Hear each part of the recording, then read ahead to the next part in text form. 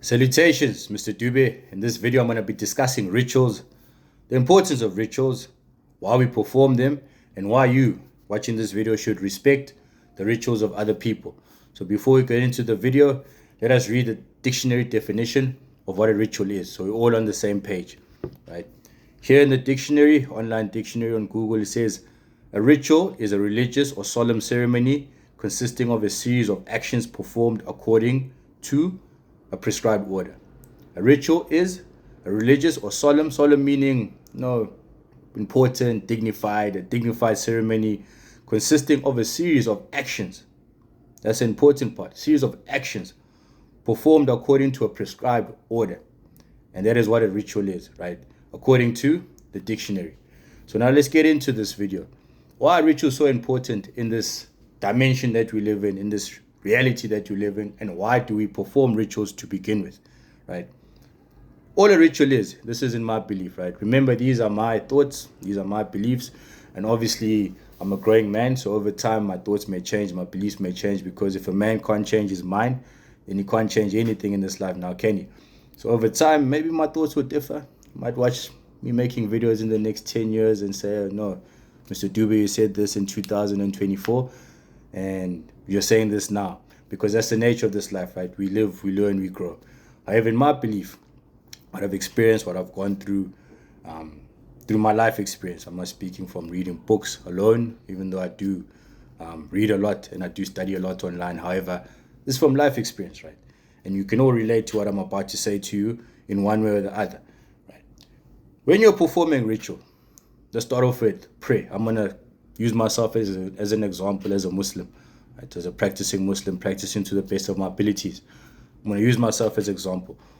When I'm going to pray, right, read my dua, make my namaz, and I'm going to go pray. When I'm performing those actions and I'm putting my head on the ground and I'm saying Allahu Akbar, and I come up and down and I sit down and I go back and I'm performing the actions from when I had to start to do my wuzu all the way to performing my prayer. When I'm going through those actions, right, it's not just about the actions itself.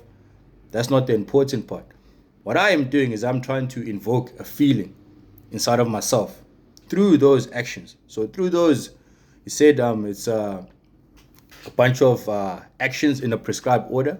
So through those actions, the actions that I'm doing, from purifying myself, getting dressed neatly, decently, and then going and standing in front of my maker and going through the motion of praying, I am trying to induce a feeling inside of my heart, right?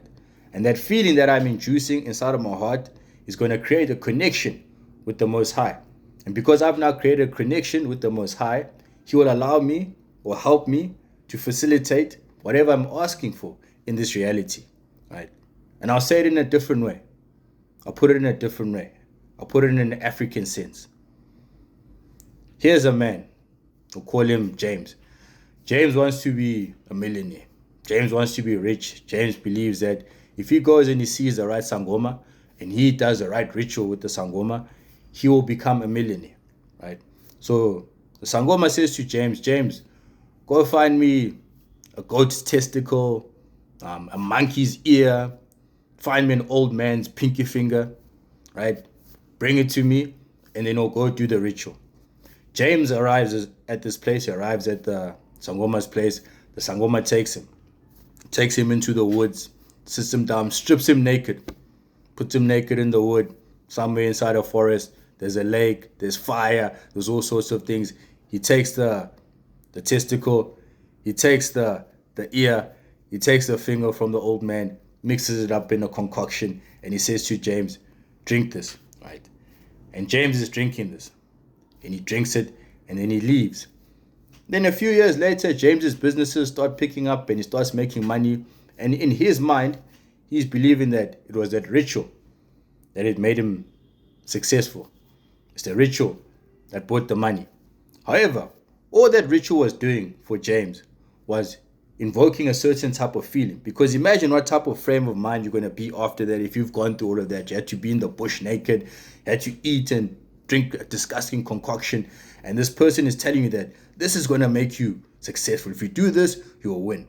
And depending on your level of faith in the individual, the practitioner, whoever is helping at the time, and him taking you through these steps and these rituals. And depending on your level of faith in this practitioner, it'll invoke a certain feeling within James. He'll have this feeling inside of him that he feels it now. He believes that, yeah, he's going to do it because he just underwent something that psychologically, right, inside his subconscious mind, he invoked and created a different state within himself and created a feeling within, and a feeling of belief. Because it's all about belief at the end of the day. Rituals, at the end of the day, are there to invoke a certain emotion inside you and a state of belief. Because when you're going through these motions and praying and doing all these motions, you're not, the actions in themselves and the words in themselves carry no power, right? You can pray every day and say, Ya Allah, give me this, Ya Allah, give me that, and pray, dear Lord, please, I want to get married. Dear Lord, please, I want, I don't know, my daughter to get married tomorrow. I want my son to get married. I want to graduate. I want to do this. Whatever it is that you're asking for, if you're just asking with just words, with no feelings, it's pointless. There's no power just in the words. Yes, we can speak things into manifestation, but you can speak them only if you're feeling it as well, right? Words plus emotion. Thoughts, words plus emotions combined will create that event. So what a ritual is there to do, it is there to create a state inside of a person. Because once the state is created, the universe will respond. The Most High responds to anybody. He doesn't care whether you are a criminal, whether people consider you to be evil. That's why when you look around you and you see people that you don't like or people that we consider evil, thriving, is because they have certain rituals that they perform that invoke a certain feeling that connects them to the source, and the source facilitates their desires because of how strong their belief is inside of themselves when they perform this ritual. Like, if I do this, if I read my namaz 5 times a day, if I wake up for Fajr and I wake up before Fajr and I do 2 sunnah, like prayers before the actual prayer, I believe that I now am blessed with the entire world and all that's in it. I believe that, right? I believe it. That I have more in my being, in my essence, than the whole world and what's in it because of that prayer.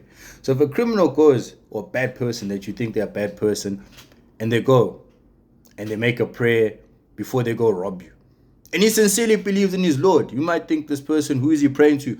Saying, dear Lord, my maker, please, I'm about to go rob this person now. I'm going to take his stuff. Please make sure I have a safe passage through this. And you're thinking, how can God reply to a bad person, a person doing evil? The power does not differentiate between good or evil. That is our filters as human beings. We filter what is good, what is evil. We filter that through our perception, through our understanding of this world. But the source in itself, the source that fuels this world, that powers this world, does not differentiate through it. So it doesn't care who's asking for it. What it cares about is the feeling inside. Who's sincere? Who's connecting with it? Who's sincere to say, I believe, you feel it, it's faith. You definitely believe that if I ask the source for this, it's going to respond to me. And that's what the source responds to. Not the words, not the actions, but the feeling. So going back to what I said in the beginning, why should you respect the rituals of others? Right? Just because someone else prays a different way from you, they have rituals. Some of them slaughter goats in Africa. We slaughter animals. We do all sorts of rituals that we believe are going to result in a certain outcome. They're going to help facilitate a certain outcome because we believe once we've done this, maybe we've now communicated with the ancestors, maybe now we've communicated with God. Whatever it is that we are doing, we are trying to invoke a feeling in ourselves, because once you leave that ceremony, that ritual, that your prayer rug, when you leave church, once you've been praying and you're sincere about it, there is a feeling inside of you that has been emitted into the ether that's going to help facilitate whatever it is that you're asking for, because you're feeling it, right? So I believe Islam is the best way, the only way. That's my belief, right? And I believe Islam is the only way to find contentment in this world, but Islam is not the only way to manifest things in this world, clearly, as we can see. Because the source responds to everybody. Good, bad, young, old, whoever you are, the source will respond to you according to your level of belief. So the rituals that those people are going through and them going on And excuse me if I go off on a tangent, because I don't edit these things. I just do one take and I speak from the top of my head and my heart. So if you perform a religion, or perform a ritual rather, right? And you perform it in a certain way, and this is how you do it, and then somebody else does it in a different way. Don't go there and say to them, no, you mustn't do it like this. This is how I do it. This is how I've been doing it. This is how your family's been doing it for 10 years. You need to do it like this. Because it is pointless. It is futile. Because why is that person doing that religion? Because he believes. That's how he invokes the feeling inside of him. Right? If I have now grew up in an African home, grew up in a Zulu culture, my mom was Zulu, dad Zulu, and they have certain rituals that were performed as a child, but now I'm a Muslim. Right? I'm a Muslim now. So if my mom comes to me and says, no, you have to do this traditional ritual now, and forces me to do it, I don't feel it. It doesn't activate anything for me. So for me, it's just pointless. We're wasting resources, time, money, and all of that, because I'm going to do the ritual. I'm going to go through the actions. In their minds, yes, they have the feeling that's been evoked inside of them. And that may help create that in my reality, might, because the thoughts and feelings of others also influence you in a positive way, especially if they're close to you and they want what's best for you. They can also help it come about very quickly, or much quicker, that is. So even if I go and I do all these rituals and I pray and I slaughter the animal and I do everything that they're asking me to, if I don't feel it, it is pointless. It's going to do nothing for me, because I do not feel it inside my heart. I'm just going through the actions, going through the motions. It is stimulating nothing within my heart.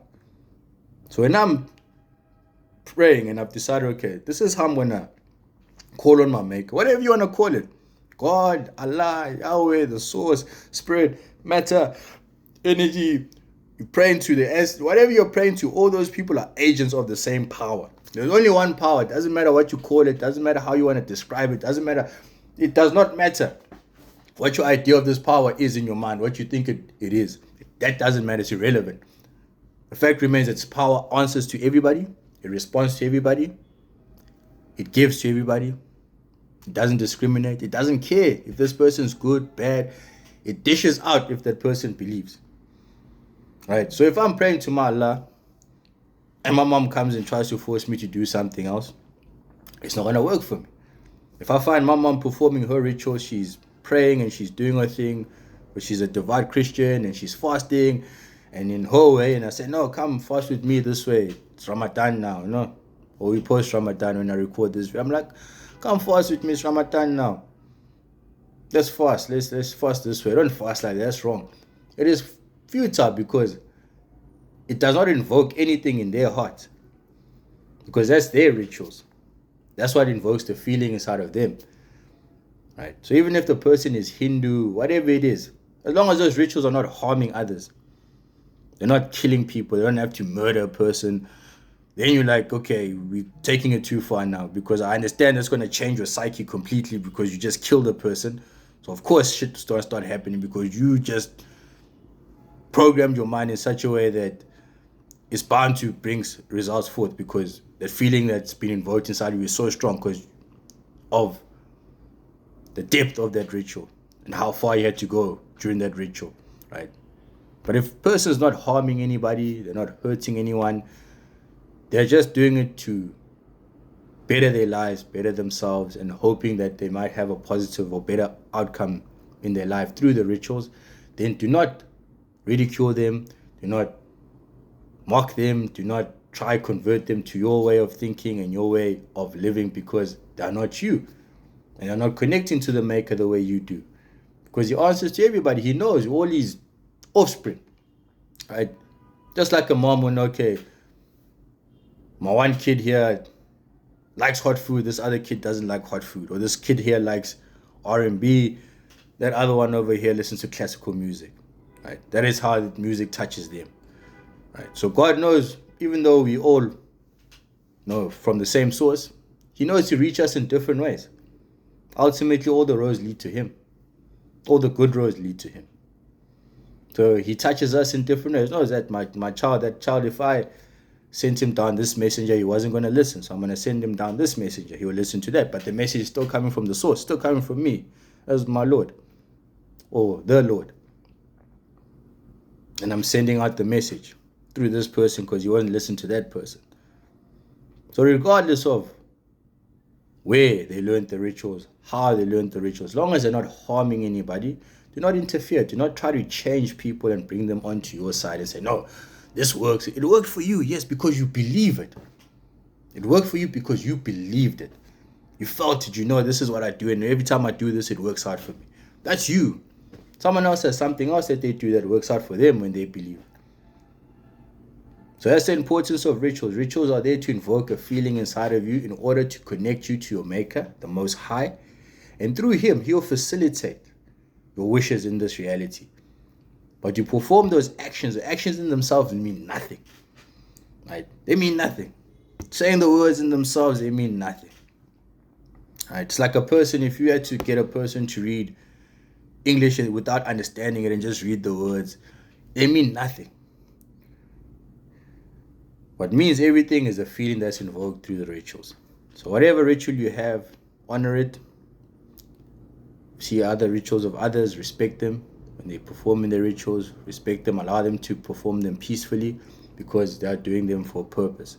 It's got nothing to do with you, between them and the Maker. Honor your rituals and respect the rituals of others.